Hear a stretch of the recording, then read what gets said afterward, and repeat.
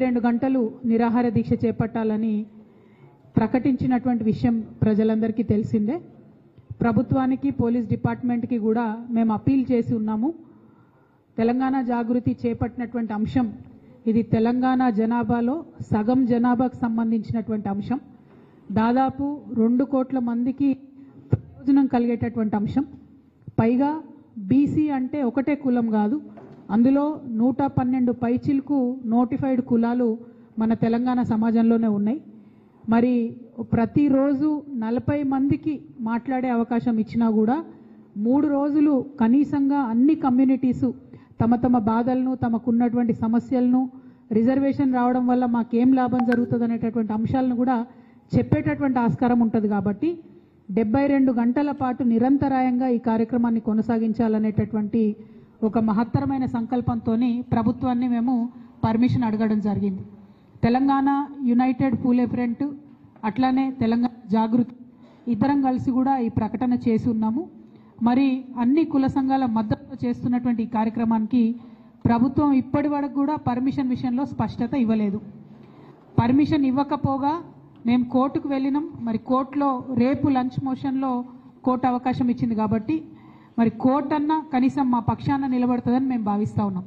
ఎందుకంటే తెలంగాణ జాగృతి బ్యాక్గ్రౌండ్ మీరు చెక్ చేస్తే 13 సంవత్సరాల క్రితం అంబేద్కర్ గారి విగ్రహం అసెంబ్లీలో పెట్టాలని 48 గంటలు దీక్ష చేసినటువంటి సందర్భాన్ని కూడా మీరు గమనించాలి.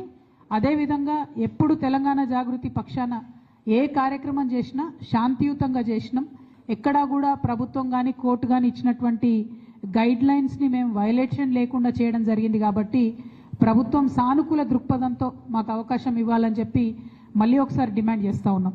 ఎందుకంటే మీరు చివరి మినిట్లో పర్మిషన్ ఇచ్చి కన్ఫ్యూజన్ చేస్తే రాష్ట్ర వ్యాప్తంగా అన్ని జిల్లాల నుంచి కూడా ప్రతి కుల సంఘం వాళ్ళు తరలి వస్తామని మెసేజ్లు పంపుతూ ఉన్నారు. కాబట్టి వారికి ఇబ్బంది అవుతుంది, ఆర్గనైజ్ చేస్తున్న మాకు ఇబ్బంది అవుతుంది, మేనేజ్ చేసేటటువంటి పోలీస్ వాళ్ళకు కూడా ఇబ్బంది అవుతుంది. కాబట్టి ఒక స్పష్టమైన ప్రకటన ఇచ్చి మాకు తక్షణమే పర్మిషన్ ఇవ్వాలని చెప్పి మేము మళ్ళొకసారి ప్రభుత్వాన్ని డిమాండ్ చేస్తూ ఉన్నాం. 72 గంటలు నీళ్లు తాగకుండా, అన్నం తినకుండా మేము అనేక మందిని కూడా దీక్ష కూర్చుంటాం. కాబట్టి మద్దతు ఇవ్వాలి. ఇది గాంధేయ మార్గంలో చేసేటటువంటి దీక్ష, బీసీల సమస్యలను ప్రపంచం ముందు హైలైట్ చేసేటటువంటి దీక్ష. కాబట్టి పర్మిషన్ ఇవ్వాలని ప్రభుత్వాన్ని నేను మరొకసారి డిమాండ్ చేస్తూ యునైటెడ్ పూలే ఫ్రంట్ కో కన్వీనరు, కోఆర్డినేటరు ఆలకుంట హరి గారిని మాట్లాడవలసిన కోరుతున్నాను.